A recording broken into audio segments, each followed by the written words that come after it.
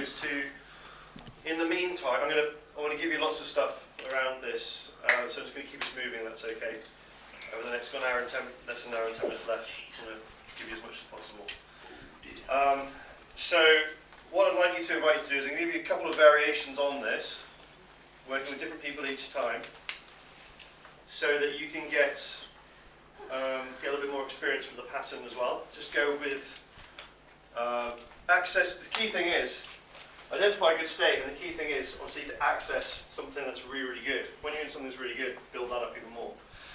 So the different stages, if you don't actually get the state that you want, then you wouldn't really want to amplify further. You wouldn't go to stage 3, would you?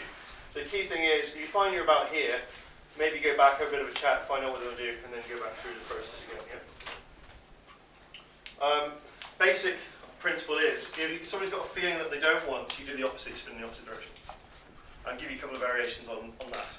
Works very fast. Okay?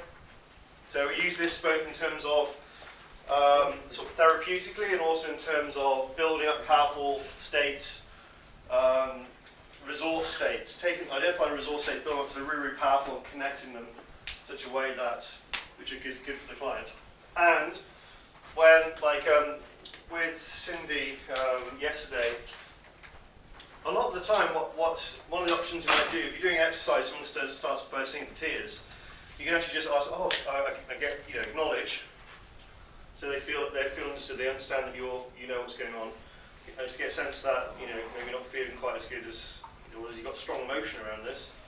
Where do you feel it in the body? Where are you next to aware of it? What direction is it moving? Now start spinning in the opposite direction, faster and faster, faster and faster, faster, faster, faster, faster, faster. And if you do something in the opposite way, it has to feel different in the nervous system. Faster, faster, faster, faster, faster, and then it goes. 15, 20 seconds, works pretty fast, and you keep going for probably 30 seconds or so. And you see this kind of relief on a person's face. It's a sort of typical, and so quite often it's smiling and laughing and giggling, because the feelings turn into something different. It's kind of like bubbling. It turns into something a bit giggly or smiley, and then you lead it into, and you notice how the feeling's different, leading it in, building it up as a resource state. Changed. I'll give you some practice on using it therapeutically in a while. How else did you find the exercise that you just done? The at least two variations that I'll show you around that as well. I just described. How did you find the exercise that you just did full break? How did you find it, Kira? Yeah, I actually identified one feeling, but it wasn't working for me, so I went back and figured out another one and used that instead. Because I could see negativities, but the one I chose the second time had no. Okay. Couldn't associate negativities with that. Right. So you chose. So you basically probably went down something like this, and then went back, chose something, and then you went through. Yeah. Cool. Okay. You start to logically do these things. Any other feedback? What went well? Who found that they got a really, really good experience?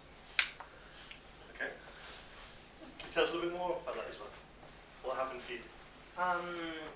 Actually, I shared what I was thinking of with Denise. So she knew what I was trying to amplify and to visualize. Yeah. And it was much easier Yes. to dial it, because she was speaking specifically about the image she knew. Yes. I had Good. And how was the overall? I saw you when you came in here afterwards. You were kind of like, the way you're standing was like something like Superwoman to me. Yeah.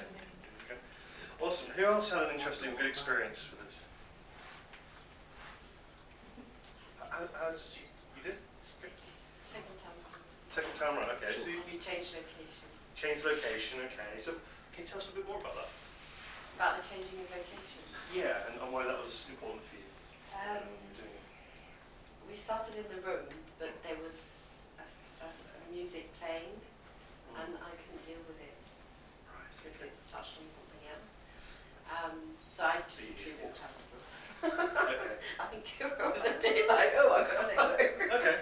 I did tell her I was leaving back and I've got to get out of here. I didn't just leave her in the corner. She was there for 10 minutes. All alone. So if you making that change and going to doing a different But then we environment went for you. into a quieter place and it worked much better. Cool. Okay. Awesome. Anybody have any? How did you get on in with the?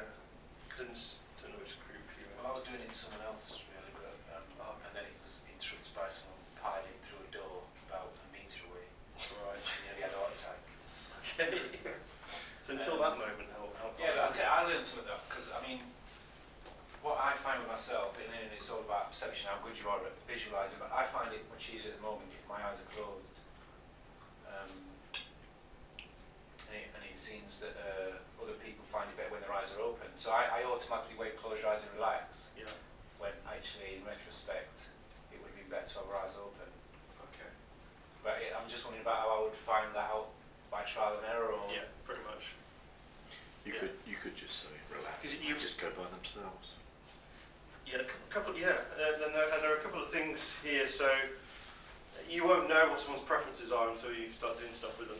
What works best for them. So the key thing is the calibration, noticing what's working, what isn't working, and adapting, doing things in different ways.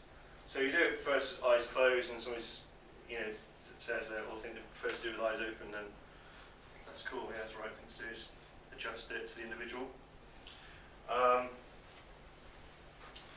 And also there's something about if your state is something like excite, depending on what the state is the client's going for.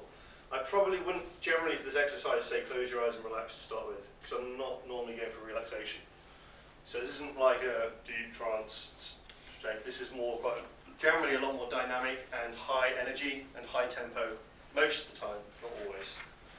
But it has a tendency to be, let's say, more in that direction. There's a tendency to be more spinning faster and faster and faster, generally. So I would probably say go inside and go into that state, or focusing on the state that you've either got from them or lead them into that. So a question, you say it's not one of those relaxation states, but what if someone automatically closes their eyes and they're going to that? Yeah. And you haven't asked them, you go, okay. Yeah. And you have done exactly what you said. Yeah. But then they automatically go in that way. Yeah. So you just go with it, or? But basically, the main thing is it all kind of comes back to what is the outcome that you and the client want to get. So if the client's saying they want to get excited and then they go into relaxation, then probably you'll be coaching them about how to access that. At the same time, generally, if you're doing any kind of partner work and before you start, the person just starts to close their eyes, that's a pretty good sign. That makes your life a lot easier. It means they're already ready to go in and do the process. So that's a really good sign.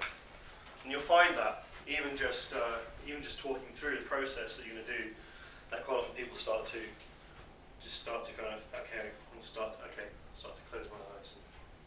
They just want to get on with it and feel good, especially when they've had a bit of a flavour of the pattern. Like, okay, let's do it.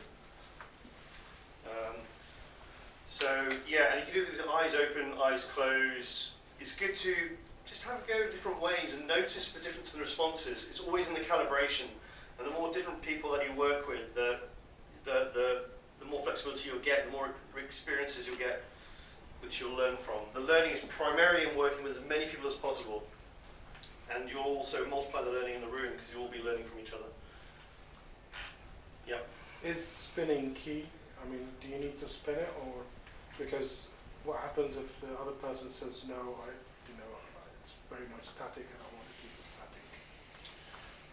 I've never had that when I'm using this exercise. There's never any need to do any particular technique at all, because they're just options. So coming back to the language pattern, I'd say no, there's no need to spin it.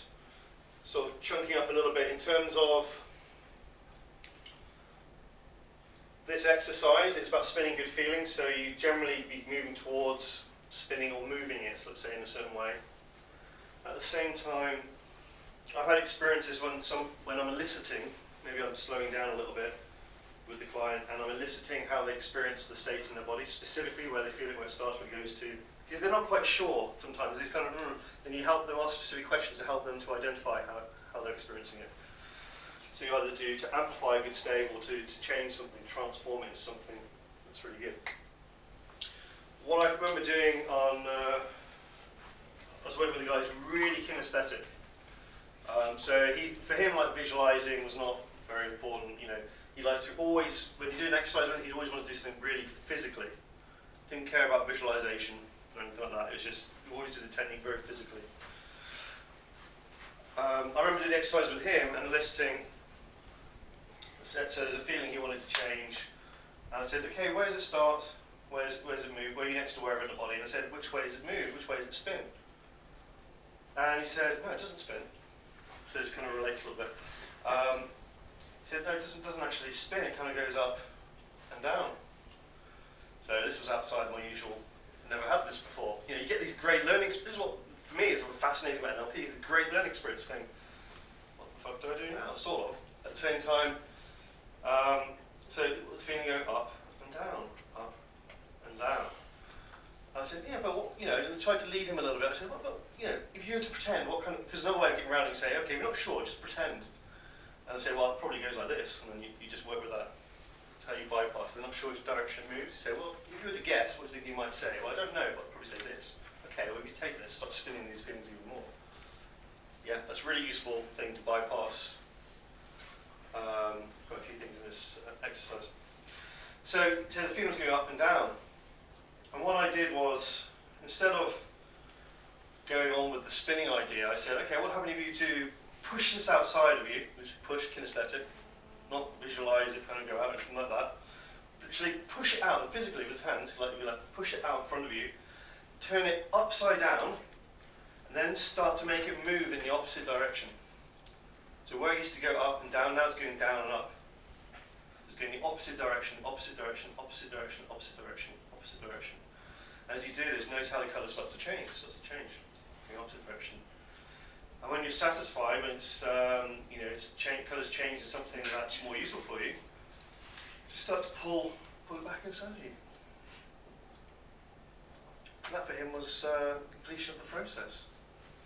So this was an example where the pattern that I was intending to do did not, the elicitation of the client did not fit the pattern that I had in mind, but the principle was more important. This is why I say my presuppositions are more important than the mechanics in some ways. The mechanics are more important than the technique. The principle. Oh, someone asleep. Oh no, sorry. So the principle here is about reversing the way it's experienced in the body. So if it's spinning this way, spin in the opposite direction. The change work. If it's going up and down, then you're going to make it go down, down and up. You turn something upside down so it goes in the opposite direction. Notice how it's different. It starts to change. Pull inside and it's different. Yeah. So the key thing, and you're thinking on your feet when you're doing a lot of this change work, is to recognise the principle behind the technique and then apply that, perhaps in a different metaphor, maybe in a different rep system. I don't always do things uniquely visually. I normally get a sense of what kind of rep systems somebody is working with and then tailor something in there. It was more auditory, I'd be putting in more sound and things like that. Notice how the sound starts to change. For example. So really using not just visual, well, to really start to experiment using all the rep systems, different rep systems you wouldn't normally use. Because that flexibility is really key to applying this with a lot of people. So good to start experimenting with that. So when you first start working with the clients, then it's a good idea to start off by finding out what their sort of modalities are then. Yeah, you'll always be doing that within the first 30 seconds of conversation. So in terms of the rep systems and some modalities and things that are coming, certainly primarily largest chunk rep systems, and they're giving indications with their body language and also the language in the first 30 seconds. Generally, without even realising. Well, they may say things, I just can't see myself doing X. So if you could see yourself doing X, what would that be like? Oh, that'd be da-da-da-da. So that's what you're going to be building your process around. And they just answered, in order to answer the question, they actually have to process the idea, but they weren't conscious of it. So a lot of this stuff, as you're starting to, different components ding, ding, ding, ding, ding into place, you just go straight towards outcome, building towards outcome all the time. Very outcome focused. A lot of the stuff we'll be doing is around practicing the skills which give you the flexibility to build towards outcome, but all you're doing is toward outcome. So we may ask you times to do exercise which are around questioning certain language structures to get familiar with that. So you've got, okay, So client says they can't. You say, oh, what's stopping you? So you're saying, not really interested, not interested in what specifically. Client says, I've got, maybe I've had this anxiety. Oh, have you been making yourself feel anxiously? Blah, blah, blah, blah. Or cause effect, how do you know specifically this causes that? How specifically do you know that? So you get something here, or I must, what would happen if you didn't? So it's on bang, bang, bang, bang, bang. You have the choice there that you can go straight in. The only way to do this is through practice. So when we've got these exercises, you can just go straight in with the meta-model questions, because it's the only chance we'll have during that particular part of the course to nail it. And once you've nailed it, you pretty much, that's in your experience for everything else that you're doing for life. So, what I'd like you to do is do this exercise again, perhaps even in the room, or outside the room, and I want you to use, if we can do it really quickly, that'd be great, and literally only 4 minutes both ways. No talking particularly in between. Just straight in, 4 minutes both ways, different partners. This time you're going to go for a time when you're really excited. So it's going to be high tempo, it's going to be more dynamic, as the practitioner is really going to be going first. It's not going to be everyone to close your eyes and relax. It's going to be okay, it might be eyes open or eyes closed. See this time when you're feeling absolutely, really fucking excited or going over the top. However you express it for yourself, congruently, to reflect that state of excitement. Put yourself into a state of excitement and just really go for it. To have the experience of doing that here, because this is the place to practice with these things. Doing stuff we wouldn't normally do, perhaps for some of us. So the relaxation stuff is really easy. Let's go into some of the other states and go there first so we can Bang them in. some different responses. So yeah, if we can do 4 minutes both ways, approximately no more, it's going to be fast, high tempo, build them up fast this time, build them up state really fast, fast, power. Spinning faster and faster, more intense. Harry knows to do this brilliantly, so you get to go Harry do it. This time in twos, pairs, yeah? 2 pairs? Just faster. Excitement, so back in 10 minutes max, please. When you finish,